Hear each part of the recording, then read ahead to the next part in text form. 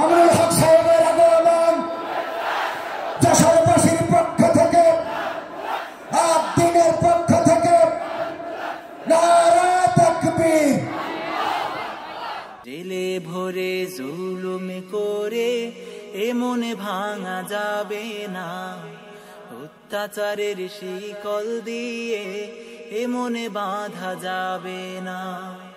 জেলে ভরে জুলুম করে এ মনে ভাঙা যাবে না, অত্যাচারের শিকল দিয়ে এ মনে বাঁধা যাবে না। জেলে ভরে জুলুম করে এ মনে ভাঙা যাবে না, অত্যাচারের শিকল দিয়ে এ মনে বাঁধা যাবে না। মোরা শক্ত হব সীসার মতো, আসবে বিপদে বাধা যত। শক্ত হব সীসার মতো, আসবে বিপদে বাধা যত। রুক্ষ প্রাণের খুন ঝরাবো, ধিক পরাজয় মানব না। মনে রাখবেন, বৈষম্যহীন সমাজ গড়া এটা শুধু বৈষম্য বিরোধী ছাত্র নেতৃবৃন্দের দায়িত্ব নয়। বৈষম্যহীন সমাজ গড়া এটা শুধুমাত্র বৈষম্য বিরোধী ছাত্র নেতৃবৃন্দের দায়িত্ব নয়। বৈষম্যহীন সমাজ গড়া সর্বপ্রথম আল কোরআনের সৈনিকদের দায়িত্ব। বৈষম্যহীন সমাজ গড়া সর্বপ্রথম আল্লাহর নবীর সত্যিকার উম্মতদের দায়িত্ব। ওঠো, দাঁড়াও, হাত মুষ্টিবদ্ধ করো, সমাজ থেকে সকল বৈষম্যের কবর রচনা করবার শপথ নাও।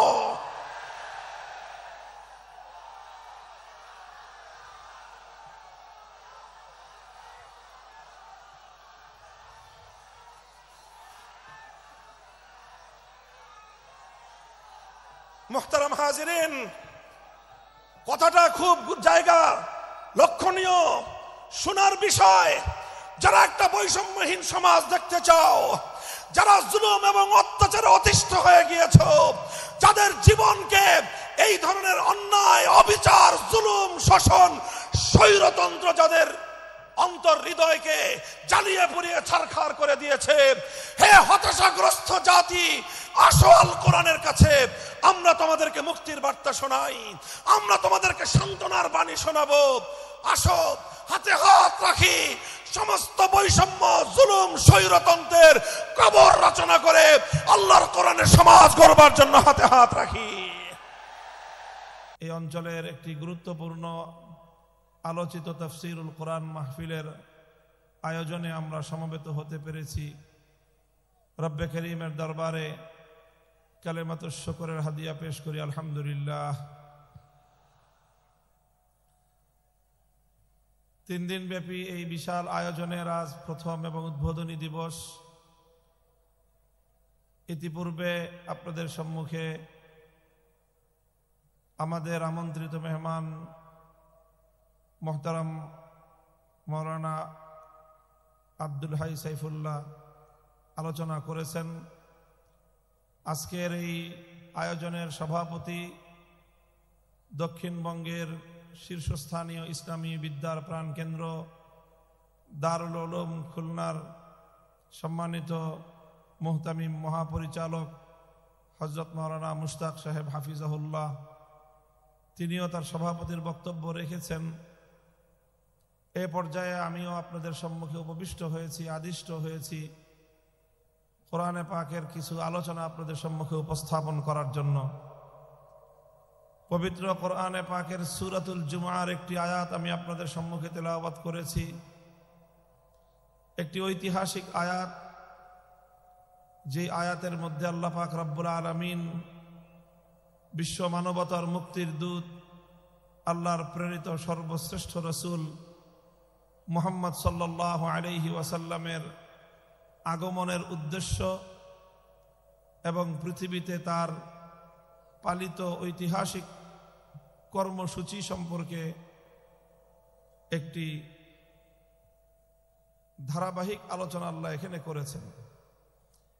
এই আয়াতের আলোচনার মাধ্যমে আমরা বুঝতে পারব যে মহানবী মুহাম্মদুর রাসূলুল্লাহ সাল্লাল্লাহু আলাইহি ওয়াসাল্লাম তিনি যে এক বিপ্লব সাধন করেছিলেন, একটি অন্ধকার এবং জাহেলি যুগে তিনি মরুচারী এক জাতির নিকট আগমন করে সেই আরব্য মরুচারী অসভ্য বর্বর একটি জাতিকে পৃথিবীর ইতিহাসের সবচেয়ে উন্নত, সুসভ্য, সবচেয়ে আলোকিত জাতিতে পরিণত করেছেন, যারা শুধু আরব ভূখণ্ডেই নয়, পৃথিবীর এক প্রান্ত থেকে আরেক প্রান্ত পর্যন্ত আলোকবর্তিকা হয়ে, সভ্যতার মশাল নিয়ে, মানবতার দূত হয়ে পৃথিবীর দিকে দিকে তারা ছড়িয়ে পড়েছে এবং সারা বিশ্বময় সূচিত হয়েছে মানব সভ্যতার এক অনন্য জাগরণ। এই যে রাসূল আকরাম সাল্লাল্লাহু আলাইহি ওয়াসাল্লাম এমন একটি ঐতিহাসিক বিপ্লব সাধন করলেন, কিভাবে তিনি করলেন, কি ছিল তার কর্মপ্রক্রিয়া, কেমন ভাবে তিনি এই সভ্যতার পরিবর্তন ঘটালেন, অন্ধকারে আলো ফোটালেন, বর্বরতার জায়গায় ইনসানিয়ত এবং মানবতার ফুল বাগিচা তৈরি করলেন, তার একটি ধারাবাহিক কর্মসূচির বিবরণ কোরআনে পাকের সূরাতুল জুমার মধ্যে আল্লাহ আলোচনা করেছেন। ঠিক একই ধরনের আরেকটি আয়াত সূরাতুল বাকারার মধ্যেও রয়েছে, কাছাকাছি আয়াত, সামান্য অগ্রপশ্চাতের একটু পার্থক্য সহ মূল কথাগুলো একইভাবে সূরাতুল বাকারার মধ্যেও আল্লাহ পাক কাছাকাছি আরেকটি আয়াত নাজিল করেছেন। সেখানে আল্লাহ বলেছেন, রব্বানা ওয়াবআস ফীহিম রাসূলাম মিনহুম ইয়াতলু আলাইহিম আয়াতিকা ওয়া ইউআল্লিমুহুমুল কিতাবা ওয়াল হিকমাতা ওয়া ইউযাক্কিহিম ইন্নাকা আনতাল আজিজুল হাকীম। এই আয়াতটি অবতীর্ণ হয়েছে খলিলুল্লাহ ইব্রাহিম আলাইহিস সালাতু ওয়াস সালামের দোয়া হিসাবে, অর্থাৎ তিনি একটি দোয়া করেছিলেন আল্লাহর কাছে। সেই দোয়ার ভাষ্য আল্লাহ পাক রব্বুল আলামিন উদ্ধৃতি আকারে সূরাতুল বাকারার মধ্যে ইব্রাহিম আলাইহিস সালাতু ওয়াস সালামের ইতিহাস বর্ণনার প্রসঙ্গে আল্লাহ আলোচনা করেছেন। তাও আরেকটি ঐতিহাসিক প্রেক্ষাপটে আল্লাহর নির্দেশে ইব্রাহিম আলাইহিস সালাম তার সন্তান ইসমাইল আলাইহিস সালামকে নিয়ে সেই মক্কার পাহাড়ি প্রান্তরে একটি উপত্যকায়, চারিদিকে পাহাড় পরিবেষ্টিত একটি জনমানবহীন, একটি অনুন্নত, অবহেলিত একটি অঞ্চলে, পাহাড়ি অঞ্চলে, পাথুরে অঞ্চলে আল্লাহর পক্ষ থেকে আদিষ্ট হয়েছিলেন আল্লাহর ঘর বাইতুল্লাহ নির্মাণ করার জন্য। বিওয়াদিন গায়রি জি যারইন, এমন একটি উপত্যকা যেখানে কোনো ফল ফসল হয় না, যেখানে কোনো ফুল ফোটে না, যেখানে কোনো বৃক্ষলতা গজায় না, অর্থাৎ মানুষকে আকৃষ্ট করার মতো সেখানে কিছুই নেই।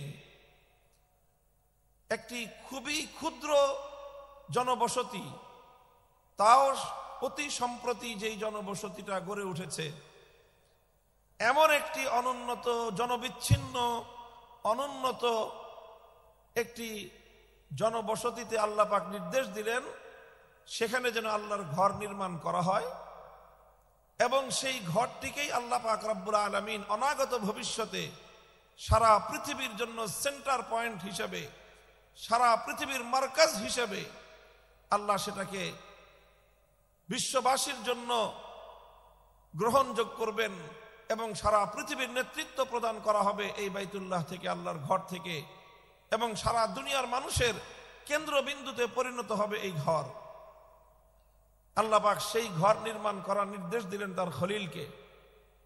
স্বাভাবিকভাবেই খলিলুল্লাহ ইব্রাহিম আলাইহিস সালাতু ওয়াস সালামের কাছে এটা একটা বিস্ময় ছিল যে এমন একটা জনপদ, যেই জনপদে না আছে মানুষ, না আছে মানুষকে আকৃষ্ট করার মতো কোনো জিনিস, সেই জনপদের জনবিচ্ছিন্ন একটি পাহাড়ে পাথুরে ভূমিতে এই ঘরটি নির্মাণ করা হলে সেই ঘর কিভাবে সারা দুনিয়ার মানুষের জন্য কেন্দ্রে পরিণত হবে, কিভাবে এটাকে কেন্দ্রে পরিণত করতে হলে প্রয়োজন হবে এখানে কেন্দ্রীয় কিছু কর্মসূচির, যেই কর্মসূচির মাধ্যমে আল্লাহর ঘর বাইতুল্লাহ সারা পৃথিবীর মানুষের জন্য কেন্দ্রে পরিণত হবে। এখানে একটা মার্কাজ গড়ে উঠবে, আর সেটা গড়ে উঠবার জন্য ইব্রাহিম আলাইহিস সালাতু ওয়াস সালাম বুঝতে পেরেছিলেন যে একটি মার্কাজ, একটা সেন্টার গড়ে উঠবার জন্য প্রয়োজন হলো একজন কেন্দ্রীয় ব্যক্তিত্বের।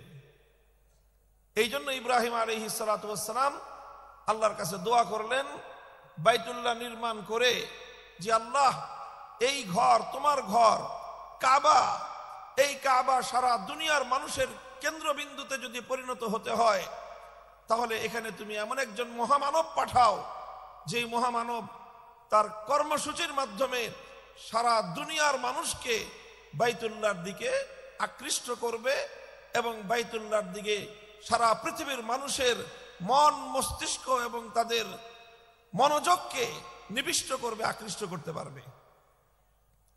তখন ইব্রাহিম আলাইহিস সালাম আল্লাহর কাছে দোয়া করলেন, হে আল্লাহ, তুমি একজন মানুষ এখানে পাঠাও, একজন মহামানব তুমি পাঠাও, একজন রসুল তুমি পাঠাও, যেই রসুলের কিছু কর্মসূচির কথা ইব্রাহিম আলাইহিস সালাম উল্লেখ করেছেন।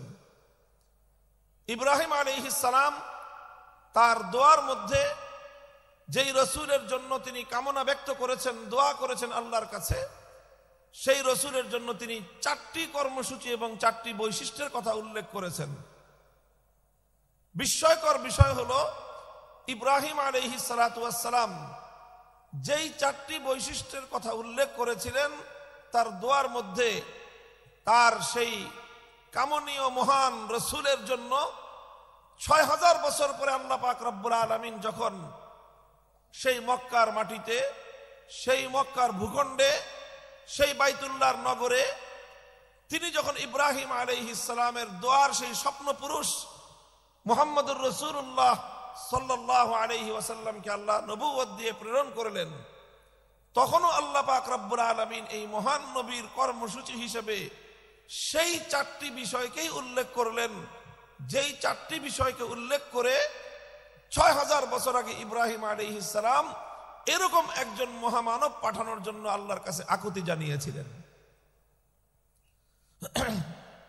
ইব্রাহিম আলাইহিস সালাম বলেছিলেন, রব্বানা ওয়াবআস ফীহিম রাসূলাম মিনহুম ইয়াতলু আলাইহিম আয়াতিকা ওয়া ইউআল্লিমুহুমুল কিতাবা ওয়াল হিকমাহ ওয়া ইউযাক্কিহিম ইন্নাকা আনতাল আজিজুল হাকীম। আমরা এখানে ধারাবাহিকভাবে ইব্রাহিম আলাইহিস সালামের দোয়া এবং 6000 বছর পরে সেই দোয়ার স্বপ্ন প্রতিশ্রুত পুরুষ মুহাম্মদুর রাসূলুল্লাহ সাল্লাল্লাহু আলাইহি ওয়াসাল্লামের আগমনের প্রাক্কালে আল্লাহ পাক রব্বুল আলামিন সেই নবীর যেই কর্মসূচিগুলো উল্লেখ করেছেন, ধারাবাহিকভাবে সেই 4টি কর্মসূচির আমরা আলোকপাত করব, আলোচনা করব।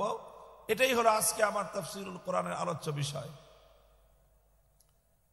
প্রথম কর্মসূচির কথা আল্লাহ পাক বলেছেন।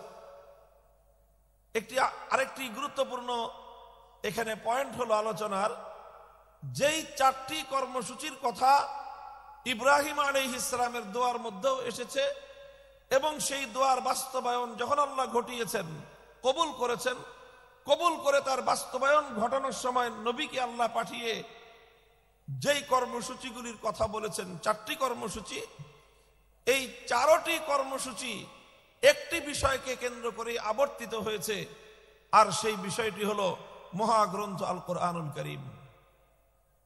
কোরআনকে কেন্দ্র করেই আল্লাহ নবীর বৈপ্লবিক সকল কর্মসূচি নিবিষ্ট হয়েছে, কেন্দ্রীভূত হয়েছে। মূল হলো কোরআন, কিতাবুল্লাহ। এই কিতাবুল্লাহকে কেন্দ্র করেই রাসূলুল্লাহ তিনি তার যাবতীয় কর্মসূচি পালন করেছেন, তিনি তার যাবতীয় কর্মকাণ্ড পরিচালনা করেছেন, তিনি তার বিপ্লব সাধন করেছেন। সুতরাং রাসূলুল্লাহর আনিত মহান বিপ্লবের কেন্দ্রীয় পয়েন্ট হলো, কেন্দ্রীয় বিষয় হলো কিতাবুল্লাহ। মুহতারাম হাজিরিন, আলোচনার শুরুতেই আমি স্পষ্ট ভাষায় বলে দিতে চাই এবং আমার সম্মুখে উপস্থিত লাখো জনতার এই মজমাকে আমি লক্ষ্য করে বলতে চাই, আজও যদি গুণে দ্বারা এই সমাজকে পরিবর্তন করতে হয়, একবিংশ শতাব্দীর আধুনিক শক্তিমান এই জাহেলিয়াত আর এই বর্বরতাকে যদি নির্মূল করে সত্যিকার মানবতার ফুলবাগান তৈরি করতে হয়, কিতাবুল্লাহকে কেন্দ্র করে রাসূলুল্লাহর আনিত অনুসৃত নীতি এবং আদর্শের মাধ্যমে সেটা সম্ভব। কাজে আমাদেরকে আবার, যারা আমরা আল্লাহর কিতাবুল্লাহর অনুসারী, যারা আমরা রাসূলুল্লাহর উম্মত, কিতাবুল্লাহর অনুসারী রাসূলুল্লাহর উম্মতদেরকে আবার সেই রাসূলুল্লাহর আদর্শ কিতাবুল্লাহর অনুসরণের মাধ্যমে সমস্ত তন্ত্রমন্ত্রের কবর রচনার মধ্য দিয়ে নতুন বিশ্ব ব্যবস্থা গড়ে তুলতে হবে, নতুন বিশ্ব ব্যবস্থার জাগরণ ঘটাতে হবে।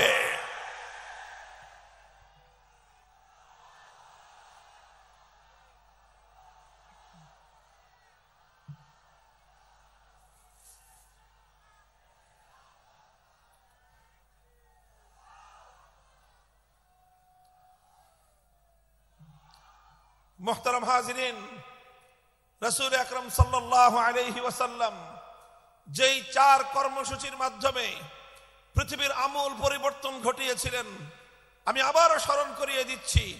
নবীজির 4টি কর্মসূচিরই কেন্দ্রবিন্দু ছিল কোরআন, কিতাবুল্লাহ।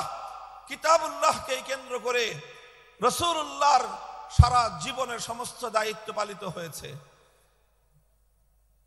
প্রথম দায়িত্ব ছিল আল্লাহর পয়গম্বরের, রব্বানা ওয়াবাস ফীহিম রাসূলাম মিনহুম ইয়াতলু আলাইহিম আয়াতিক। 1 নম্বর দায়িত্ব ছিল আল্লাহর মহান কিতাব কিতাবুল্লাহ, কোরআনে কারীমকে তেলাওয়াত করে শোনানো, কোরআনের তেলাওয়াতের সুমধুর ঝংকার তুলে এই মানবতার হৃদয় গহীনের মধ্যে, মানুষের হৃদয় গহীনে বিপ্লবের বীজ অঙ্কুরিত করা, বিপ্লবের বীজ রোপণ করা, জাহেলিয়াতের বিরুদ্ধে আলোর বিচ্ছুরণ ঘটানোর জন্য অন্ধকারের কুহেলিকা ভেদ করে আলোর বিচ্ছুরণ ঘটানোর জন্য মুহাম্মদুর রাসূলুল্লাহ সাল্লাল্লাহু আলাইহি ওয়াসাল্লাম সর্বপ্রথম যেই কর্মসূচি আল্লাহর পক্ষ থেকে প্রাপ্ত হলেন, সেই কর্মসূচির নাম হলো তেলাওয়াতে কিতাবুল্লাহ তথা আল্লাহর কোরআনে পাকের তেলাওয়াতের মূর্ছনার মাধ্যমে, কোরআনে পাকের তেলাওয়াতের ঝংকারের মাধ্যমে সমস্ত জাহেলিয়াত এবং অন্ধকারের বীজ শুদ্ধ প্রকম্পন তৈরি করা। প্রথম দায়িত্ব ছিল তেলাওয়াতে কিতাবুল্লাহ, আল্লাহর কোরআনের তেলাওয়াত, কোরআনের রিসাইটিং, কোরআনের রিডিং পড়া, কোরআনের পাঠ। এক কথায় বলতে গেলে তেলাওয়াতু কিতাবিল্লাহ। আমাদেরকে খুব ভালো করে বুঝতে হবে বিষয়টা, যে কোরআনে পাকের তেলাওয়াত এটা একটা স্বয়ং সম্পন্ন কর্মসূচি। বিপ্লবের, আল্লাহর নবীর এই মহান পরিবর্তন, এই ইনকিলাব, এই বিপ্লবের মূল এবং সর্বপ্রথম বুনিয়াদী কর্মসূচি ছিল আল্লাহর কোরআনের তেলাওয়াত। কোরআনে পাকের তেলাওয়াত এটি একটি, আবারও বলছি, স্বয়ং সম্পন্ন কর্মসূচি। স্বয়ং সম্পন্ন কর্মসূচির অর্থ হলো যে কোরআনের তেলাওয়াত করাটাই একটা লক্ষ্য বস্তু। এমনকি একজন মানুষ যদি কোরআনের অর্থ নাও বুঝে, কোরআনের অর্থ যদি সে নাও বুঝে, তবুও কোরআনে পাকের তেলাওয়াত এর যে গুরুত্ব, এর যে তাৎপর্য বিন্দু পরিমাণ ক্ষুণ্ণ হয় না। কোরআনের তেলাওয়াত এটাই আল্লাহ রাসূল সাল্লাল্লাহু আলাইহি ওয়াসাল্লামের একটি পূর্ণাঙ্গ কর্মসূচি ছিল। পৃথিবীতে একমাত্র কিতাব, একমাত্র গ্রন্থ যার রিসাইটিং এবং যার তেলাওয়াত এটি একটি বড় ধরনের প্রভাব তৈরি করতে পারে। পৃথিবীর অন্য কোন গ্রন্থ, অন্য কোন কিতাবের অর্থ না বুঝে পাঠ করা, অর্থ না বুঝে সেটি পড়া, এর কোনো প্রভাব নাই। সেটা যে কোনো বিষয়বস্তুর গ্রন্থ হোক, বই হোক, আপনি দর্শনের বই, সাহিত্যের বই, সায়েন্সের বই, মেডিকেলের যত বইপত্র এগুলো পড়েন, যে কোনো একজন পাঠক যদি পড়ে আর যদি সে তার মর্ম না বুঝে, তার অর্থ না বুঝে, তাহলে সাহিত্যের বই পাঠ করে মর্ম না বুঝলে সাহিত্যের কিছুই শিখতে পারবে না। দর্শনের বই না বুঝে পড়লে কোনো লাভ নাই, সায়েন্স বিজ্ঞানের বই না বুঝে পড়লে কোনো লাভ নাই, মেডিকেলের বই না বুঝে পড়লে কোনো উপকারিতা হবে না, এক্সেপ্ট আল কোরআনুল করিম। পৃথিবীতে একমাত্র কিতাব কোরআনে পাক, যে কোরআন না বুঝে পড়লেও সেই কোরআন মানুষের হৃদয়ের মধ্যে তার অ্যাকশন এবং তার প্রভাব তৈরি করে থাকে। কোরআনে পাকের তেলাওয়াতের মধ্যে আল্লাহ পাক রব্বুল আলামিন সেই মাহাত্ম্য রেখেছেন, সেই তাৎপর্য রেখেছেন। আমরা তাফসীর, হাদিস, তাফসীর এবং সিয়ারুস সাহাবা, সাহাবায়ে কেরামের জীবনীতে তার অসংখ্য দৃষ্টান্ত খুঁজে পাই। আবু বকর সিদ্দিক রাদিয়াল্লাহু তাআলা আনহুর জীবনীতে, ইতিহাসের কিতাবে একটি ঘটনা লিপিবদ্ধ হয়।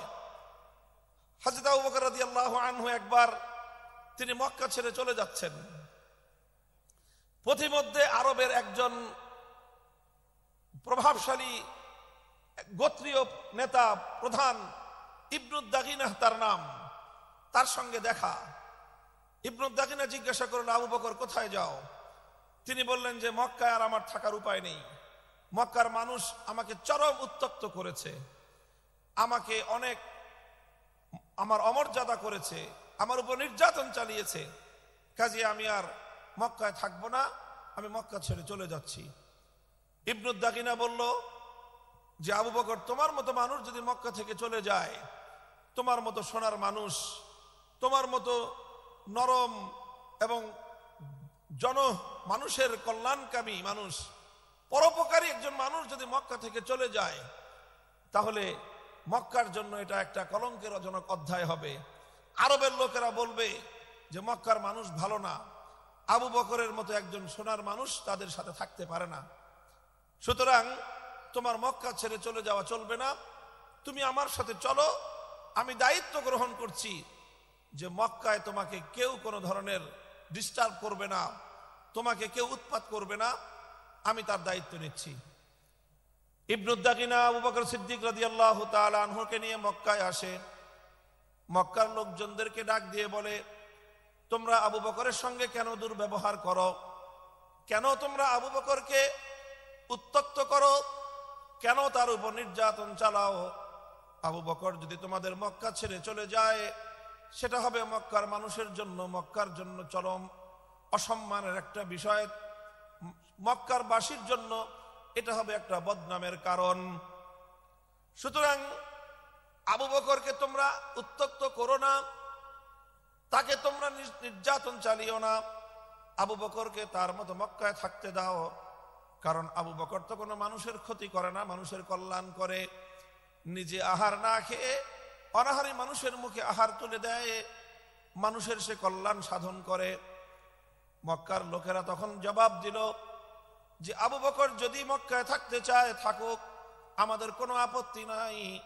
এমনকি আবু বকর আমাদের বাপ দাদার ধর্ম ত্যাগ করে মুহাম্মাদের ধর্ম গ্রহণ করেছে, এই ব্যাপারেও আমরা আর আপত্তি করব না। মুহাম্মাদের ধর্ম ত্যাগ শুধু গ্রহণ করেছে তাই নয়, বরং সে মুহাম্মাদের ধর্ম মানুষের মধ্যে প্রচার করবার জন্য কাজ করে, সেটাও না হয় আমরা মেনে নিলাম। কিন্তু আবু বকরকে যদি মক্কায় থাকতে হয়, আমাদের শুধুমাত্র একটি শর্ত মানতে হবে। আবু বকর আল্লাহর কোরআনের তেলাওয়াত করে, কালামুল্লাহ শরীফের তেলাওয়াত করে, সে তেলাওয়াত করুক, সেটাতেও আমরা বাধা দিব না। কিন্তু শুধুমাত্র আমাদের একটা শর্ত মানতে হবে, আবু বকরকে কোরআনের তেলাওয়াত করতে হবে তার ঘরের দুয়ার বন্ধ করে, ঘরের ভিতরে।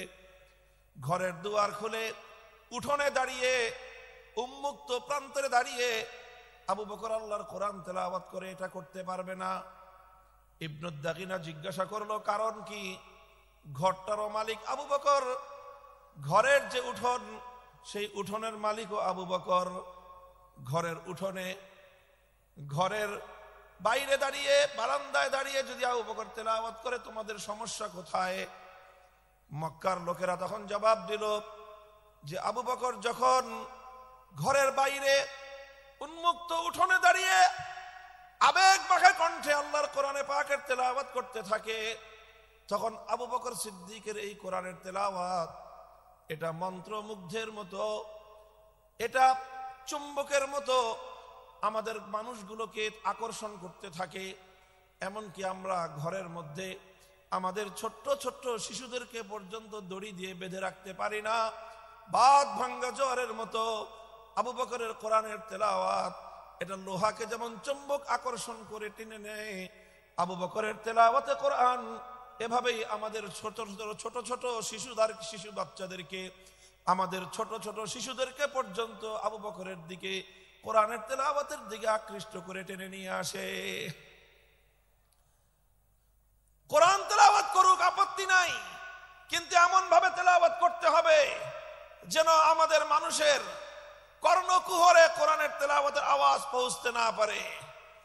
মুহতারাম হাজিরিন, ইতিহাস বলে এভাবেই শুধু আল্লাহর কোরআনের তেলাওয়াত এটাই সর্বপ্রথম মক্কার কায়েমি স্বার্থবাদীদের জাহিলিয়াতের বীজ শুদ্ধ কাঁপিয়ে দিয়েছিল।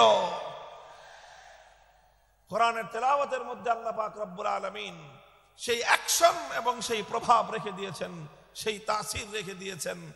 বলেন সুবহানাল্লাহ। আজ কোরআনে পাকের তেলাওয়াত আমরা ছেড়ে দিয়েছি, ভুলে গিয়েছি। খুবই স্বল্প পরিমাণ মানুষ উম্মতের মধ্য থেকে আল্লাহর কোরআনে পাকের বিশুদ্ধ তেলাওয়াত করতে পারে। কোরআনের সেই তেলাওয়াতের সেই পরিবেশ আবার জিন্দা করা চাই। যারা ইসলামী সমাজ গঠন করতে চায়, যারা জাহিলিয়াতকে দূর করে, অন্ধকারকে তিরোহিত করে আলোক বর্তিকা প্রজ্বলিত করতে চাই, দিকে দিকে মানুষের কানে কানে প্রতিটি ঘরে ঘরে আল্লাহর কোরআনের তেলাওয়াতের সুরের মূর্ছনায় এই জাহিলিয়াতের কবর রচনা করবার বিপ্লব শুরু করতে হবে।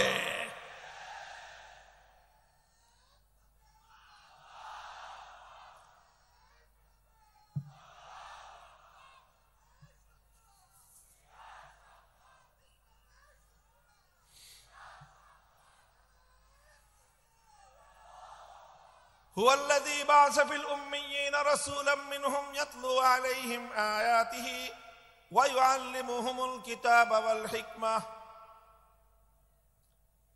নবী আকরাম সাল্লাল্লাহু আলাইহি ওয়াসাল্লামের এক নম্বর কর্মসূচি ছিল তেলাওয়াতে কালামে পাক, তেলাওয়াতে কিতাবুল্লাহ। আলহামদুলিল্লাহ, আজকের সমাজেও মাদ্রাসাগুলোর মধ্যে, শিক্ষা প্রতিষ্ঠানগুলোর মধ্যে, বিশেষ করে মক্তব এবং তাহফিজুল কোরআন বিভাগ, হিফজ বিভাগে এই বিশুদ্ধ তেলাওয়াতের চর্চা চলছে। আমরা আজকের এই 5ই আগস্ট পরিবর্তিত বিপ্লবোত্তর বাংলার এই মাটিতে একটা স্পষ্ট আহ্বান জানাতে চাই, একটা দাবি তুলতে চাই। গোটা বাংলার 18 কোটি তাওহীদি জনতার এক কণ্ঠে আওয়াজ তুলতে চাই। আমাদের জাতীয় শিক্ষা ব্যবস্থায় প্রতিটি স্কুলে, প্রাইমারি স্কুলে আমার সন্তানদেরকে জাতীয় শিক্ষা ব্যবস্থার অন্তর্ভুক্ত করে বিশুদ্ধ কোরআন তেলাওয়াত শিক্ষার ব্যবস্থা করতে হবে। যদি স্কুলগুলোতে আমাদের সোনামণিদেরকে আল্লাহর কোরআনের সঠিক শিক্ষা, তেলাওয়াত শিক্ষা দেওয়া শুরু হয়, এই আমার বাংলাদেশকে আর কোন শক্তি বিপদগামী করতে পারবে না, বিপদগামী করতে পারবে না ইনশাআল্লাহ।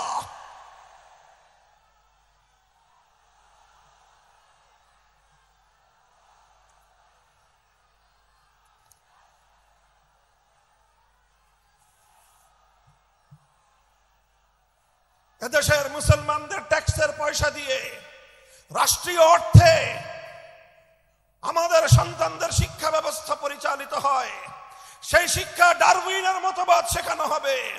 সেই শিক্ষা ব্যবস্থায় সেখানে নানা ধরনের গাঁজাখুরি গল্প শেখানো হবে। সেখানে বিবর্তনবাদের মতো চরম বিতর্কিত, অগ্রহণযোগ্য মতবাদ শিক্ষা দেওয়ার নামে সভ্য যুগে অসভ্যতা এবং বর্বরতার শিক্ষা দেওয়া হবে, ট্রান্সজেন্ডারের মতো চরম বিতর্কিত শিক্ষা দেওয়া হবে, সেখানে বৈষম্যের মতো এই সকল শিক্ষা দীক্ষার মাধ্যমে একটি অসভ্য পাশ্চাত্যের উলঙ্গ অর্থ উলঙ্গ সমাজ তৈরি করার যে অপচেষ্টা নতুন বাংলাদেশ সেটা বরদাস্ত করবে না, সেটা বরদাস্ত করা যাবে না।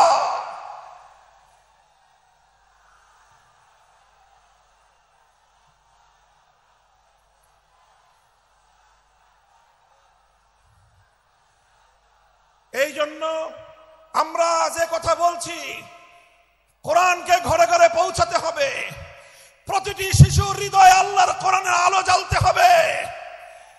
আমাদের জাতীয় শিক্ষা ব্যবস্থায় প্রতিটি প্রাইমারি স্কুলে একজন কোরআনের শিক্ষক নিয়োগ দিয়ে বিশুদ্ধ তেলাওয়াতের এই আওয়াজ আজ বাংলাদেশে গণদাবিতে পরিণত করতে হবে। নিজেদের অধিকার যদি স্বাভাবিকভাবে আদায় না হয়, যে কোনো মূল্যে আগামী ভবিষ্যৎ প্রজন্মের ঈমান এবং আকীদা রক্ষার জন্য আদায় করে নিতে হবে, আদায় করে নিতে হবে।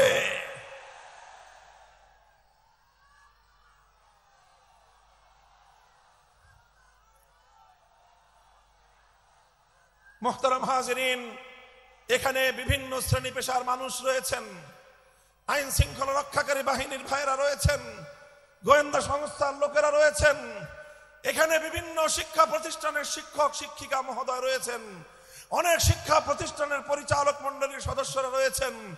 আপনারা সকলেই বিবেচনা করে দেখুন যে এত কিছু শিক্ষা দেওয়া হয়, এতগুলো সাবজেক্ট পড়ানো হয়, এত শিক্ষক শিক্ষিকা জাতীয় শিক্ষা ব্যবস্থার শিক্ষাঙ্গনগুলোতে রাষ্ট্রীয়ভাবে প্রতিপালিত হয়, তাদের সকলের আয়োজন হয়, অথচ কোটি কোটি কচি কাঁচা শিক্ষার্থীদের জন্য জাতীয় শিক্ষা ব্যবস্থায় আল্লাহর কোরআনের বিশুদ্ধ তেলাওয়াতটুকু শিক্ষা দেওয়া হলো না।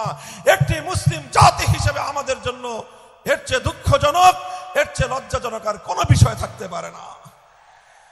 এমন বাংলাদেশ দেখার জন্য শরীয়তুল্লাহরা রক্ত দেয় নাই, এমন বাংলাদেশ দেখার জন্য তিতুমিররা বাঁশের কেল্লা গড়ে নাই। আমাদেরকে অনেক বঞ্চিত করা হয়েছে, আমাদেরকে বিপদগামী করার জন্য জাতীয় আন্তর্জাতিক আভ্যন্তরীণ এবং বহির শত্রুরা একযোগে অনেক ষড়যন্ত্র করেছে। এবার সমস্ত ষড়যন্ত্রের জাল ছিন্ন করবার সময় এসেছে। আমরা সকলেই যদি যার যার জায়গা থেকে এই আওয়াজ উঠাই যে সব শিক্ষা থাকতে পারবে, সমস্ত কিছু শিখবে আমাদের শিক্ষার্থীরা, প্রাইমারি লেভেলে অন্তত বিশুদ্ধ তেলাওয়াতের শিক্ষা থাকবে না কেন? আল্লাহ পাক রব্বুল আলামিন আমাদের এই ঈমানি দাবি উপলব্ধি করে এই রাষ্ট্র ব্যবস্থাকে যথাযথ পদক্ষেপ গ্রহণ করার তৌফিক দান করুন। এটা ছিল প্রথম কর্মসূচির কথা বলছিলাম।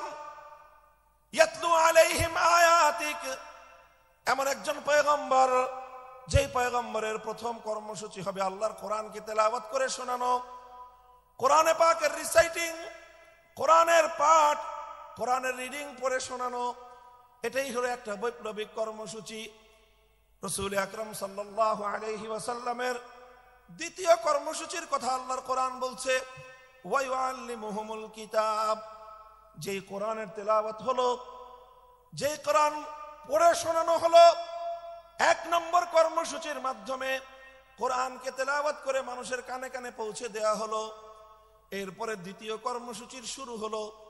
দ্বিতীয় কর্মসূচিটা হলো ওয়া ইউআল্লিমুহুমুল কিতাব, যেই কোরআনকে তুমি তেলাওয়াত করেছো, ওগো আমার নবী, এবার এই জাতিকে তুমি কোরআনে পাকের মর্ম বোঝাও, কোরআনের অর্থ বোঝাও, কোরআনের উদ্দেশ্য বোঝাও, কোরআনের ব্যাখ্যা বোঝাও। তাফসীরের মাধ্যমে মানুষের কাছে আল্লাহর মেসেজ এবং আল্লাহ পাকের পয়গামগুলো বিশ্ব মানব জাতির কাছে তুলে ধরো। রাসূল আকরাম সাল্লাল্লাহু আলাইহি ওয়াসাল্লামের দ্বিতীয় দফা কর্মসূচির শিরোনাম হলো তালিমুল কিতাব, অর্থাৎ আল্লাহর কিতাবের মর্ম এবং তার ব্যাখ্যা শিক্ষা প্রদান করা। আল্লাহর নবী পবিত্র কোরআনে পাককে এভাবেই ব্যাখ্যা করে শিখিয়েছেন, মানুষকে বুঝিয়েছেন, কোরআনের অর্থ বুঝিয়েছেন। কোরআনের এক একটা শব্দ শব্দ করে আল্লাহর নবী এই উম্মতের সামনে তার মর্ম ব্যাখ্যা করেছেন। আল্লাহর নবী কোরআনে পাককে বোঝাতে গিয়ে যেই কথাগুলো বলেছেন, কিয়ামত পর্যন্ত আল্লাহর নবীর সেই কথাগুলোই হাদিসে রাসূল হিসেবে উম্মতে মুহাম্মাদিয়ার কাছে সংরক্ষিত এক মহান মূল্যবান আমানত। তিনি কোরআন শিক্ষা দিয়েছেন, কোরআনের মর্ম বুঝিয়েছেন, কোরআনের ব্যাখ্যা বুঝিয়েছেন।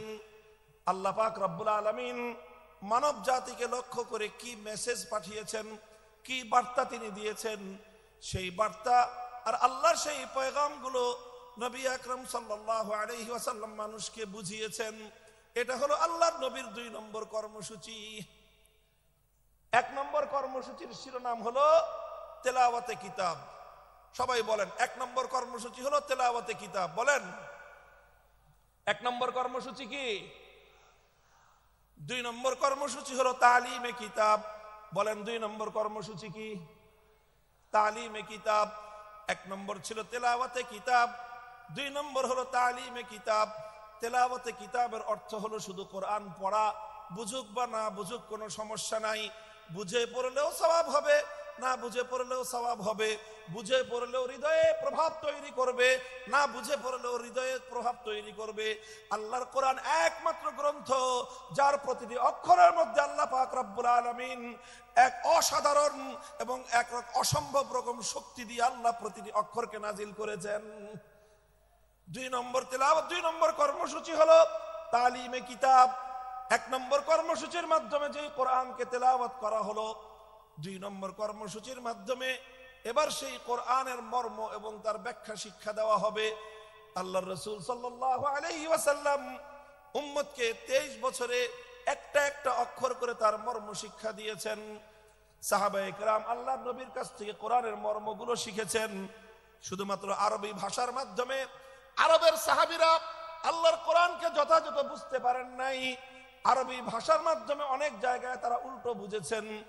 আল্লাহর উদ্দেশ্য তারা উদ্ধার করতে পারেননি, আল্লাহর মর্ম তারা উপলব্ধি করতে পারেননি, বরং আল্লাহর কোরআনের অর্থ বুঝতে গিয়ে সাহাবায়ে কেরামকে, আরবের মানুষকে প্রতিটি পদে পদে আল্লাহর পয়গম্বর মুহাম্মদুর রাসূলুল্লাহ সাল্লাল্লাহু আলাইহি ওয়াসাল্লামের দ্বারস্থ হতে হয়েছে। আর আল্লাহর নবী প্রতিটি আয়াতকে উম্মতের সামনে এভাবে ব্যাখ্যা করে করে বুঝিয়ে দিয়েছেন। বুঝা গেল কথা? আপনারা রিপ্লাই দিয়েন, কথা বুঝতে পারলেন? তাহলে কোরআনে পাকের রাসূলুল্লাহ সাল্লাল্লাহু আলাইহি ওয়াসাল্লামের 1 নম্বর কর্মসূচি ছিল তেলাওয়াতে কিতাব। 2 নম্বর কর্মসূচি কি ছিল? তালিমে কিতাব। কি ছিল? তালিমে কিতাব। এটা ছিল 2 নম্বর কর্মসূচি। তালিমে কিতাবের অর্থ হলো আল্লাহ যা কিছু বলেছেন তার মর্ম, তার উদ্দেশ্য, তার ব্যাখ্যা, এটাকে এক্সপ্লেইন করে, এটাকে বিস্তারিত বিবরণের মাধ্যমে মানুষকে বুঝিয়ে দেওয়া, উম্মতকে বুঝিয়ে দেয়া, আল্লাহর বান্দাদেরকে বুঝিয়ে দেয়া। আল্লাহ এজন্যই বলেছেন ওয়া আনজালনা ইলাইকায যিকরা লিতুবাইয়িনা লিন-নাসি মা নুযিলা ইলাইহিম ওয়া লাআল্লাহুম ইয়াতাফাক্কারুন। ওগো আমার নবী, আমি আমার এই মহাগ্রন্থ কোরআনে পাক আপনার কাছে নাজিল করেছি। পাহাড়ের উপর আমি অবতীর্ণ করি নাই, আসমানের উপর আমি অবতীর্ণ করি নাই, বাইতুল্লাহর উপর আমি অবতীর্ণ করি নাই, অন্য কোনো কিছুর উপর আমি আমার এই কোরআনকে অবতীর্ণ করি নাই। আমার এই কোরআন আমি আপনার নিকট এজন্যই নাজিল করেছি কারণ আপনার ব্যাখ্যা ছাড়া এই উম্মত এবং এই বিশ্ববাসী আল্লাহর কালামকে পরিপূর্ণভাবে এর অর্থ কোনোদিন এর অর্থ বুঝতে পারবে না, এর মর্ম উদ্ঘাটন করতে পারবে না। এজন্য নবীর 2 নম্বর কর্মসূচি হলো কোরআনে পাকের ব্যাখ্যা বুঝানো। তিনি আলহামদুলিল্লাহ সেই ব্যাখ্যা বুঝিয়েছেন, তিনি সেই মর্ম শিখিয়েছেন। আলহামদুলিল্লাহ আজও উম্মতের মধ্যে কোরআনের অর্থ বোঝানোর প্রক্রিয়া অব্যাহত আছে। মাদ্রাসা শিক্ষার মাধ্যমে এদেশের সোনার সন্তানদেরকে 10 বছরের দীর্ঘ কারিকুলামের মাধ্যমে কোরআনের ব্যাখ্যা শেখানো হয়। 5 বছরের কারিকুলামের মাধ্যমে তাদেরকে কোরআনের তেলাওয়াত শেখানো হয়েছে। এরপরে 10 বছরের শিক্ষা কারিকুলামের মাধ্যমে তাদেরকে কোরআনের ব্যাখ্যা শেখানো হয়। আর এভাবে উলামায়ে কেরাম তাফসীর গ্রন্থ লিখে লিখে, কোরআনে পাকের অনুবাদ গ্রন্থ লিখে লিখে মানুষের কাছে কোরআনের পয়গাম পৌঁছে দেওয়ার মাধ্যমে কোরআনের ব্যাখ্যা এবং মর্ম জাতির কাছে পৌঁছে দেওয়ার চেষ্টা করেছেন। আর এই রকম বাংলার প্রত্যন্ত অঞ্চলে, গ্রাম বাংলার শহর নগর বন্দরে তাফসীরুল কোরআন মাহফিলগুলোর মাধ্যমে এ জাতির সোনার সন্তান, এ জাতির শ্রেষ্ঠ সন্তান আলেম সমাজ এভাবেই শত শতাব্দী কাল পর্যন্ত এদেশের মানুষের কাছে কোরআনের বাণী, কোরআনের পয়গাম পৌঁছে দেওয়ার জন্য তাফসীরুল কোরআন মাহফিলগুলোর আয়োজন করছেন। এটা গেল দ্বিতীয় দফা কর্মসূচি। কাজেই কোরআনের মর্ম বোঝার দরকার আছে না নাই? এটা বড় আশ্চর্যজনক বিষয়, বড় দুঃখজনক মর্মান্তিক একটা বিষয় আছে। বহু মানুষ, বহু ভাই বোন আমাদের মাঝে এমন খুঁজে পাওয়া যাবে, অনেক কিছু তারা পড়াশোনা করেছেন জীবনে, অনেক পড়াশোনা করেছেন, রাজনীতি নিয়ে পড়াশোনা করেছেন, অর্থনীতি নিয়ে পড়াশোনা করেছেন, সাহিত্য নিয়ে পড়াশোনা করেছেন, দর্শন নিয়ে পড়াশোনা করেছেন, নভেল নাটক পড়ার তো কোনো ইয়ত্তা নাই। কত ধরনের পড়াশোনা, একাডেমিক পড়াশোনা, একাডেমির বাইরে বিভিন্ন পাঠ্যপুস্তকের বাইরে কত কিছুর পড়াশোনা অনেক মানুষ আমরা করি। কিন্তু বহু মানুষ, আল্লাহর অনেক এমন বান্দা, আল্লাহর নবীর এমন অনেক উম্মত রয়ে গিয়েছে, জীবনের 60, 70, 80 বছর বয়সে অন্তত একবারের জন্য হলেও আল্লাহর কোরআনের সূরাতুল ফাতিহার আলহামদুলিল্লাহ থেকে সূরাতুল নাসের মিনাল জিন্নাতি ওয়ান নাস পর্যন্ত পূর্ণ কোরআনে পাকের ব্যাখ্যা তো দূরের কথা, অনুবাদ একবার কেউ পড়ে দেখে নাই। এমন মানুষ সমাজে আছে না নাই? বলেন আছে না নাই? আমি মনে করি যারা এই কাজটুকু আমরা করি নাই, তারা আমরা আল্লাহর পক্ষ থেকে আমাদের প্রতি নাজিলকৃত আল্লাহর সর্বশ্রেষ্ঠ নিয়ামত আল্লাহর কোরআন কিতাবুল্লাহর সঙ্গে আমরা বিশ্বাসঘাতকতা করেছি, চরম দায়িত্বহীনতার পরিচয় দিয়েছি। শপথ নিন, যারা অন্তত এই কাজটা করেননি, জীবনের অবশিষ্ট সময়ে হলেও ধাপে ধাপে প্রতিদিন 1 পৃষ্ঠা 2 পৃষ্ঠা, 1 রুকু 2 রুকু করে, 1 সূরা 2 সূরা করে, অল্প অল্প করে হলেও পূর্ণ কোরআনে পাকের ব্যাখ্যা না পড়তে পারেন, অন্তত গ্রহণযোগ্য নির্ভরযোগ্য কোন ব্যক্তির, আলেমের লিখিত কোরআনের অনুবাদ অন্তত একবার পড়বো। আমরা পড়বো তো সবাই ইনশাআল্লাহ? কারা কারা পড়বেন বলেন তো? আল্লাহ পাক কবুল করেন।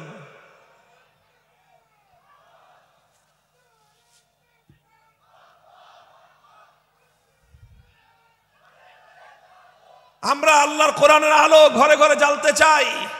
ঘরে ঘরে জ্বালার আগে অন্তত প্রথম আমাদের হৃদয়ে গহীনে আল্লাহর কোরআনের আলো জ্বালতে হবে। প্রতিটি মুসলমান কোরআনের তেলাওয়াত শেখার চেষ্টা করতে হবে। দ্বিতীয়ত, কোরআনের মর্ম বোঝার জন্য তালিমে কিতাবের কর্মসূচির আওতায় আমাদের আসতে হবে। আল্লাহর নবীর প্রথম কর্মসূচি তেলাওয়াতে কিতাবের আওতায় এসে কোরআনে পাকের তেলাওয়াত শিখতে হবে। কোরআনে পাকের দ্বিতীয় কর্মসূচি, রাসূলুল্লাহর দ্বিতীয় কর্মসূচি তালিমে কিতাবের আওতায় এসে অন্তত জীবনে একবার হলেও পবিত্র কোরআনে পাকের অনুবাদ ফার্স্ট টু লাস্ট, আগাগোড়া একবার অন্তত আপনারা অধ্যয়ন করুন। আমি আত্মবিশ্বাসের সঙ্গে বলতে পারি, একজন মানুষ যদি মনোযোগ সহকারে পূর্ণ কোরআনে পাক একবার অনুবাদ পাঠ করে, কোরআন তার হৃদয়ের গহীনে এমন প্রভাব তৈরি করতে পারবে, পৃথিবীতে আর কোনো কিছু তার হৃদয়ে এত গহীন প্রভাব তৈরি করতে পারবে না ইনশাআল্লাহ। এটা গেল দ্বিতীয় দফা কর্মসূচি। 3 নম্বর কর্মসূচি হলো আল্লাহর পয়গম্বরের ওয়া ইউআল্লিমুহুমুল কিতাবা ওয়াল হিকমাহ, তালিমে হিকমত। 3 নম্বর কর্মসূচি হলো তালিমে হিকমত। কি বললাম বলেন তো? তালিমে হিকমত বলেন সবাই, তালিমে হিকমত। 1 নম্বর কর্মসূচি ছিল তেলাওয়াতে কিতাব, 2 নম্বর কর্মসূচি ছিল তালিমে কিতাব। আল্লাহর নবীর 3 নম্বর কর্মসূচি হলো তালিমে হিকমত। 3 নম্বর কর্মসূচি কি? জোরে বলেন। তালিমে হিকমত। তালিমে হিকমত কি জিনিস? তাফসীরে মারিফুল কোরআনে পাকের তাফসীরে মারিফুল কোরআনের মধ্যে আল্লামা মুফতি শফি রহমতুল্লাহি আলাইহি, পাক ভারত উপমহাদেশের মুফতি আজম, তিনি সহ অনেক মুফাসসিরিনে কেরামগণ তালিমে হিকমতের যে অগ্রগণ্য ব্যাখ্যা লিখেছেন সেটা হলো এই তালিমে হিকমত মানে হলো যে প্রথমে কোরআনে পাকের তেলাওয়াত করা হলো, এটা ছিল 1 নম্বর কাজ। তারপরে কোরআনে পাকের মর্ম এবং তার অর্থ এবং তার ব্যাখ্যা শিক্ষা দেওয়া হলো, এটা ছিল তালিমে কিতাব, এটা ছিল 2 নম্বর কর্মসূচি। বন্ধুগণ, আল্লাহর পাক রব্বুল আলামিন তার নবীকে বলেছেন শুধুমাত্র মৌখিকভাবে কোরআনের অর্থ বুঝিয়ে দিলেই এই জাতি আমার বান্দারা এই কোরআনকে পরিপূর্ণ অনুধাবন করতে পারবে না।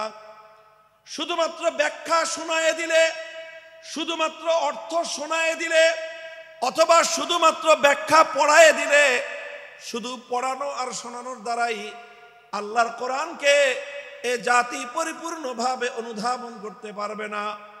বরং কোরআনে পাক এটাকে যদি এ জাতির কাছে পরিপূর্ণভাবে উপস্থাপন করতে হয়, আল্লাহর বান্দাদেরকে যদি কোরআনে পাক পরিপূর্ণভাবে বোঝাতে হয়, তাহলে কোরআনের মর্ম বলার পাশাপাশি যেই কাজটা করতে হবে সেটা হলো পবিত্র কোরআনে পাককে যথাযথভাবে এর যেই সকল বিষয়গুলোর সাথে প্র্যাকটিসের সম্পর্ক রয়েছে সেই বিষয়গুলিকে আল্লাহর নবী প্র্যাকটিক্যাল বাস্তবায়ন করে দেখায় দেওয়া, এটার নামই হলো তালিমে হিকমত। অর্থাৎ কোরআন এটা শুধুমাত্র থিওরিটিক্যাল কোনো গ্রন্থ নয়, এটার থিওরি যতটা উপলব্ধি করতে হয়, থিওরিগুলো যতটা মন আত্মস্থ করতে হয়, থিওরিটা যতভাবে বুঝতে হয়, পাশাপাশি কোরআনকে বুঝতে হলে তার তৃতীয় যে কর্মসূচি সেটা হলো প্র্যাকটিক্যাল ভাবে কোরআনকে বুঝতে হবে। আপনারা যারা জেনারেল শিক্ষায় শিক্ষিত, বিশেষ করে যাদের সায়েন্স ব্যাকগ্রাউন্ড, তারা খুব ভালো করে জানেন যে সায়েন্সের বিশেষ করে এই যে আপনার সায়েন্সের যে অনেকগুলো সাবজেক্ট রয়েছে, পদার্থবিজ্ঞান, তারপরে আরো অন্যান্য অনেকগুলো সাবজেক্ট যেগুলো শুধুমাত্র বই পড়ায় দিলে শিক্ষার্থীরা পরিপূর্ণভাবে উপলব্ধি করতে পারে না, বরং তার প্র্যাকটিক্যাল করতে হয়। মেডিকেলে তো এই বিষয়টা আরো চরমভাবে এটা বাস্তব বিষয় যে মেডিকেলের কোনো বিষয় শুধুমাত্র শিক্ষক শিক্ষিকারা লেকচার দিয়ে স্টুডেন্টদেরকে বুঝিয়ে দিতে পারে না। শুধুমাত্র লেকচার শুনে বই পড়ে কোনো একজন ছাত্র কোনোদিন ডাক্তার হতে পারে না। লেকচার শুনতে হয়, বই এবং শীট পড়তে হয়, পাশাপাশি প্রত্যেকটা বিষয়ের জন্য এখানে প্র্যাকটিক্যাল করার জন্য ল্যাবরেটরি থাকে। এই যে এখানে আদ্দিন মেডিকেল কলেজে যান, আমি দেখেছি এটার পরিদর্শন করে, এখানে চমৎকার সব ল্যাবগুলো রয়েছে। প্রতিটি ক্লাসের প্রতিটি বর্ষের শিক্ষার্থীদের জন্য প্রায় প্রতিটি ক্লাসের সাথে সাথে প্র্যাকটিক্যাল হাতে কলমে মেডিকেল সায়েন্সের শিক্ষা দেওয়ার জন্য মানব দেহের অঙ্গ প্রত্যঙ্গের ডিটেলস বিবরণ হাতে কলমে আঙ্গুল দিয়ে প্র্যাকটিক্যাল দেখিয়ে দিয়ে একজন শিক্ষার্থীকে সেখানে শিক্ষা দেওয়া হয়। কথা বলেন ঠিক না বেঠিক? মেডিকেল সায়েন্স যতটা প্র্যাকটিক্যাল, কোরআনে পাক তার চেয়ে বেশি প্র্যাকটিক্যাল। কোরআন শুধুমাত্র অর্থ বুঝে, শুধু ব্যাখ্যা বুঝে আল্লাহর কোরআনের উপর পরিপূর্ণভাবে আমল করা কশ্চিনকালেও সম্ভব নয়। এজন্য রাসূল আকরাম সাল্লাল্লাহু আলাইহি ওয়াসাল্লামের 3 নম্বর কর্মসূচি হলো তালিমে হিকমত। তালিমে হিকমতের অর্থ হলো তেলাওয়াতে কিতাবের মাধ্যমে যেই কোরআনের তেলাওয়াত হয়েছে, তালিমে কিতাবের মাধ্যমে যেই কোরআনের অর্থ এবং ব্যাখ্যা শিক্ষা দেওয়া হয়েছে, তালিমে হিকমতের মাধ্যমে সেই কোরআনে পাকের প্র্যাকটিক্যাল বিষয়গুলো বাস্তবে প্রতিফলিত করে প্র্যাকটিক্যাল করে উম্মতকে দেখিয়ে দিতে হবে। এটা হলো তালিমে হিকমত। এবং নবী আকরাম সাল্লাল্লাহু আলাইহি ওয়াসাল্লাম তার জীবনের একটা গুরুত্বপূর্ণ অধ্যায় তালিমে হিকমতের মধ্যে কাটিয়েছেন। উম্মতকে প্র্যাকটিক্যাল শিখিয়েছেন। কোরআন কিভাবে শিখিয়েছেন যেমন উপলব্ধি করুন। দৃষ্টান্ত দিয়ে আমি বলছি সংক্ষেপে। কায়েম করো, আল্লাহর নবী প্রথমে তেলাওয়াত শোনালেন, আকিমুস সালাতা ওয়া আতুজ যাকাতা ওয়া আতিউল্লাহ ওয়া রাসূলহু। তেলাওয়াত শোনালেন, 1 নম্বর কর্মসূচি পালিত হলো। তারপরে সালাতের মর্ম ব্যাখ্যা করে বোঝালেন যে সালাতের অর্থ কি। আল্লাহ নবী বুঝিয়ে দিলেন সালাতের অর্থ হলো এমন একটা ইবাদত যে ইবাদতের মধ্যে তাকবীরে তাহরিমা থাকবে, যে ইবাদতের মধ্যে সূরা ফাতিহার তেলাওয়াত থাকবে, যে ইবাদতের মধ্যে সূরা ফাতিহার পরে আরো কোরআনের তেলাওয়াত থাকবে, যে ইবাদতের মধ্যে রুকু থাকবে, রুকুর মধ্যে তাসবিহ থাকবে, তারপরে সাজদা থাকবে, সাজদার মধ্যে তাসবিহ থাকবে, তারপরে বৈঠক হবে, সেই বৈঠকের মধ্যে তাশাহুদ থাকবে। এইভাবে সালামের মাধ্যমে যে ইবাদতটা সমাপ্ত হবে, সালাতের দ্বারা সেই ইবাদত উদ্দেশ্য, সেই সালাতকে কায়েম করতে বলেছেন। কিয়ামের ইকামতের কি অর্থ আল্লাহর নবী তার সব কিছু ব্যাখ্যা করে বুঝিয়ে দিয়েছেন। এখানেই নবীজির দায়িত্ব শেষ হয়নি, বরং সালাত কিভাবে আদায় করতে হবে রাসূল আকরাম সাল্লাল্লাহু আলাইহি ওয়াসাল্লাম প্র্যাকটিক্যাল ভাবে সেটা উম্মতকে শিক্ষা দিয়েছেন। মদিনার মসজিদ নববীর মধ্যে তিনি মিম্বার স্থাপন করে সেই মিম্বারের উপর দাঁড়িয়ে রাসূলুল্লাহ সাল্লাল্লাহু আলাইহি ওয়াসাল্লাম 2 রাকাত নামাজ আদায় করেছেন। সকলে দর্শক, আল্লাহর নবী সালাত আদায়কারী, সকল সাহাবী দর্শক। এরপরে আল্লাহর নবী সকলকে লক্ষ্য করে বললেন, সল্লু কামা রাআইতুমুনি উসাল্লি, তোমরা আমাকে যেভাবে নামাজ পড়তে দেখলে ঠিক সেভাবেই তোমরা নামাজ পড়বে। শুধু আমার কথা শুনে নামাজ পড়বে না, আমার হাদিস পড়ে শুধু নামাজ পড়বে না, বরং আমার নামাজ দেখে দেখে তোমরা নামাজ শিখবে। প্র্যাকটিক্যালি নামাজ শিক্ষা দিয়েছেন। এই যে নামাজের যে প্র্যাকটিক্যাল শিক্ষা দিলেন, এটার নামই হলো তালিমে হিকমত। এটা শুধু নামাজের ক্ষেত্রেই নয়, জীবনের প্রতিটি ক্ষেত্রে, প্রত্যেকটি কর্মকাণ্ড একজন মুমিনের, প্রতিটি কর্মকাণ্ডের প্র্যাকটিক্যাল নমুনা আল্লাহর নবীর জীবন থেকে গ্রহণ করতে হয়। নবীর জীবনে প্রতিটি কাজের যেই প্র্যাকটিক্যাল নমুনা আছে, সেই প্র্যাকটিক্যাল নমুনাটাই হলো তালিমে হিকমত, সেটাই হলো কোরআনে পাকের প্র্যাকটিক্যাল। আল্লাহর নবীর উপর কোরআনে আয়াত নাজিল হলো, আস-সারিকু ওয়াস-সারিকাতু ফাকতাউ আইদিয়াহুমা জাযাআম বিমা কাসাবা নাকালাম মিনাল্লাহ ওয়াল্লাহু আজিজুন হাকীম। আয়াত নাজিল হলো, নবীজি তেলাওয়াত করে শোনালেন, 1 নম্বর দায়িত্ব পালন হলো। তারপরে চুরি, চোর নারী হোক পুরুষ হোক, সেই চোরের সংজ্ঞা শিখালেন যে মানুষ কখন চোর সাব্যস্ত হয়, কতটুকু সম্পদ কিভাবে চুরি করলে এটা কোরআনে পাকের ভাষায় চুরি বলে সাব্যস্ত হবে। তারপরে সেই চুরির অপরাধ সাব্যস্ত হতে হলে কি লাগবে, আল্লাহর নবী সেটাকে ব্যাখ্যা করে বোঝালেন।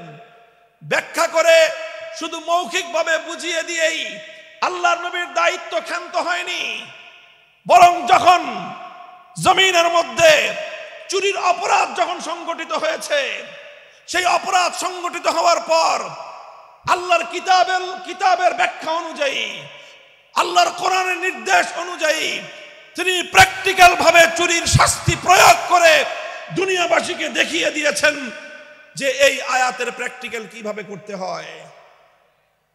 আল্লাহ বলেছেন, চোর যদি চুরি করে ধরা পড়ে, নারী হোক বা পুরুষ হোক, যদি সংরক্ষিত স্থান থেকে কোনো মানুষ অন্যের অন্তত 10 দিরহাম মূল্যমানের কোনো সম্পত্তি সংরক্ষিত স্থান থেকে যদি চুরি করে, আর সেই চুরির অপরাধ যদি যথাযথ নির্ভরযোগ্য সাক্ষীর মাধ্যমে আদালতের সামনে প্রমাণিত হয়ে যায়, ফাকতাউ আইদিয়াহুমা, নির্দেশ হলো আল্লাহর, তখন সেই চোর নারী বা পুরুষের হাত কেটে দাও।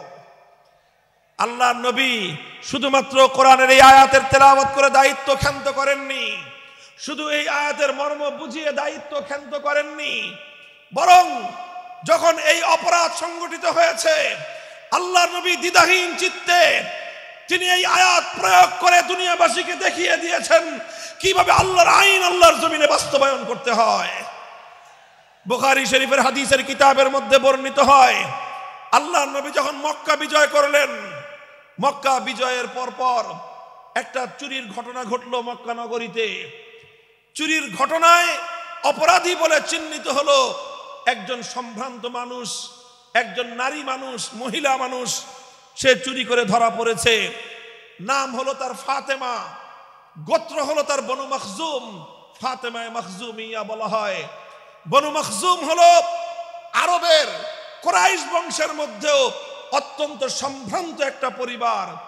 যেই পরিবার থেকে স্বয়ং আল্লাহর নবীর দাদির জন্ম হয়েছিল, নবীর রক্তের সঙ্গে সংশ্লিষ্ট, নবীজির পরিবারের সদস্য, নবীর দাদির পরিবারের সদস্য ফাতেমা মাখজুমিয়া চুরি করে ধরা পড়ল। বুখারীর হাদিস, ফাফাজিয়া কওমুহা ইলা উসামাতা, কুরাইশের লোকজন তারা শঙ্কিত হয়ে গেল যে এখন তো মক্কায় আল্লাহর কোরআনের বিধান বাস্তবায়িত হয়েছে, খেলাফতের শাসন কায়েম হয়েছে, এখানে আল্লাহর নবী বিচার করে মেয়েটার হাত কেটে দিবেন। যদি মেয়েটার হাত কাটা যায়, একটা মেয়ের হাত কাটা যাবে, পুরা বংশের নাক কাটা যাবে। কাজেই তারা সকলেই বিষয়টা নিয়ে বিচলিত হয়ে পড়ল, কিভাবে এই মেয়ের উপর হাত কাটার শাস্তিকে প্রতিরোধ করা যায়। এজন্য তারা তদবির শুরু করলো। তদবিরের জন্য একজন উপযুক্ত ব্যক্তি, আল্লাহর নবীর অত্যন্ত কাছের, নবীর অত্যন্ত প্রিয় একজন ঘনিষ্ঠ সাহাবী উসামা ইবনে যায়েদ, আল্লাহর নবীর পালক পুত্রের সূত্রে তিনি নবীজির নাতি। সেই উসামা, যাকে বলা হতো হিব্বু রাসূলিল্লাহ সাল্লাল্লাহু আলাইহি ওয়াসাল্লাম, অর্থই হল আল্লাহর রসুলের প্রিয় পাত্র, নবীজির প্রিয়তম, এটাই ছিল তার উপাধি। সেই কুরাইশ বংশের লোকজন, বনু মখজুম গোত্রের লোকজন উসামাকে এসে ধরলো, যাও মুহাম্মদ সাল্লাল্লাহু আলাইহি ওয়াসাল্লাম সম্পর্কে তোমার দাদা লাগে, তুমি তোমার দাদাকে গিয়ে বলো এই মেয়েটার জন্য হাত না কাটা হয়, কারণ এই মেয়েটা ওনার নিজের বংশের লোক। এই মেয়েটার যদি হাত কাটা যায়, পুরা কুরাইশ বংশের সম্মান ধুলোয় মিশে যাবে, স্বয়ং আল্লাহর নবী তার নিজেরও প্রেস্টিজের হ্যাম্পার হবে, কাজেই হাতটা যেন না কাটা হয়। উসামা ইবনে যায়েদ মুহাম্মদ সাল্লাল্লাহু আলাইহি ওয়াসাল্লামের কাছে গেলেন। তিনি গিয়ে সুপারিশ করলেন যে এমন একটা ঘটনা ঘটেছে, বিচার আসতেছে আপনার কাছে, এই মেয়েটার যদি হাত কাটেন তাহলে কিন্তু আপনার নিজের অসম্মান হবে, আপনার বংশের মান মর্যাদা ধুলোয় মিশে যাবে।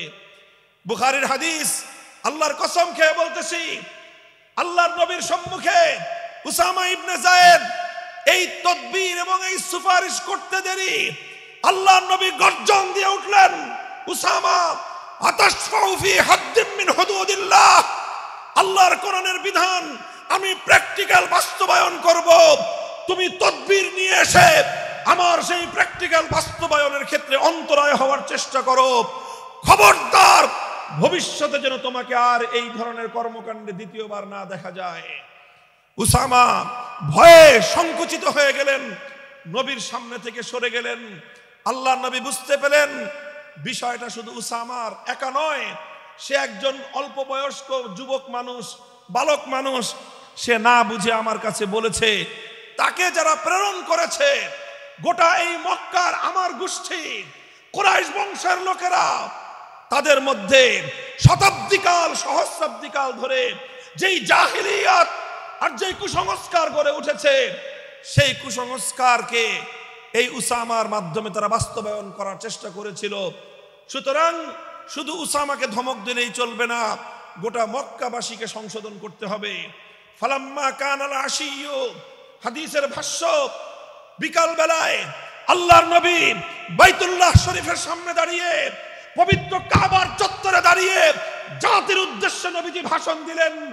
মক্কা বিজয়ী মহাবীর আখেরি নবী বিশ্ব নবী মুহাম্মদুর রাসূলুল্লাহ সাল্লাল্লাহু আলাইহি ওয়াসাল্লাম, মক্কা রাষ্ট্রের রাষ্ট্রনায়ক, তিনি জাতির উদ্দেশ্যে ভাষণ দিচ্ছেন।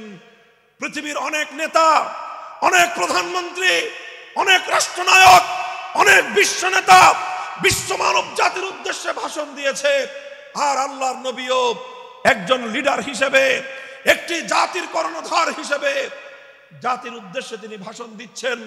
কম্পেয়ার করা দরকার, নবীর ভাষণ থেকে বিশ্ব নেতাদের, জাতীয় নেতাদের শিক্ষা গ্রহণ করা উচিত। আল্লাহ নবী বললেন, লক্ষ্য করে শুনুন, বাইতুল্লাহকে সামনে রেখে পবিত্র কাবা শরীফের চত্বরে নবীজি লক্ষ্য করে বললেন, ইন্নামা হালাকা মান কানা ক্বাবলাকুম ইযা সারাকা ফীহিমুদ দাঈফ আকামু আলাইহিল হাদ ওয়া ইযা সারাকা ফীহিমুশ শরীফ তারাকুহু। হে আমার জাতি, শুনে রাখো, পৃথিবী থেকে অনেক সম্প্রদায়, অনেক জাতি, অনেক কওমকে আল্লাহ পাক রব্বুল আলামিন ধ্বংস করে দিয়েছেন। তাদের ধ্বংসের পিছনে একটা বড় কারণ ছিল, একটা অপরাধে তাদেরকে আল্লাহ ধ্বংস করে দিয়েছেন। সেই অপরাধটা ছিল ইজা সারাকা ফীহিমুজ যায়ীফ আকামু আলাইহিল হাদ ওয়া ইজা সারাকা ফীহিমুশ শরীফ তারাকুহু। যখন তাদের সম্প্রদায়ের মধ্যে কোন সম্ভ্রান্ত লোক, কোন প্রভাবশালী লোক, কোন ক্ষমতাবান লোক যখন অপরাধ করত, যখন কোন প্রভাবশালী লোক অপরাধ করত, কোন নেতা, কোন নেতার আপনজন, কোন মন্ত্রী, কোন মন্ত্রীর আত্মীয় স্বজন, কোন সরকারি দলের লোকজন, কোন টাকা পয়সাওয়ালা, কোন বড় লোক, কোন প্রভাবশালী ব্যক্তি, কোন সম্ভ্রান্ত ব্যক্তি যখন অপরাধ করত, তখন সেই সম্ভ্রান্ত ব্যক্তির উপর তারা আইনের শাসন প্রয়োগ না করে তারা বিষয়টাকে চেপে যেত, তার উপর আইন প্রয়োগ না করে, শাস্তি বিধান বাস্তবায়ন না করে তাদেরকে ছেড়ে দেওয়া হতো। ওয়াইজা সারাকা ফীহিমুদ যায়ীফ, আর একই অপরাধ যখন দুর্বল মানুষ করত, খেটে খাওয়া মানুষ, মেহনতি মানুষ, রিকশাওয়ালা, শ্রমিক, ঠেলাগাড়ি চালক, নৌকার মাঝি, মজদুর, পথের টোকাই, এই শ্রেণীর দুর্বল মানুষ যখন অপরাধ করত, যেই অপরাধ করে মন্ত্রীর দুলাভাই ছাড়া পেয়েছে, যেই অপরাধ করার পরে এমপির শালার শাস্তি হয় নাই, যেই অপরাধ করার পরে শিল্পপতির বিচার হয় নাই, যেই অপরাধ করার কারণে রাজনৈতিক নেতার কোনো বিচার হয় নাই, একই অপরাধ দুর্বল, গরিব, অসহায় মানুষ করার পরে তার উপর আইনের শাসন 100 ভাগের জায়গায় 200 ভাগ বাস্তবায়ন করা হয়। আল্লাহ নবী বলেছেন, পৃথিবীতে ইসলাম এসেছে শুধুমাত্র ইবাদত, নামাজ, রোজার, হজ, যাকাতের বিধান বাস্তবায়নের জন্য নয়।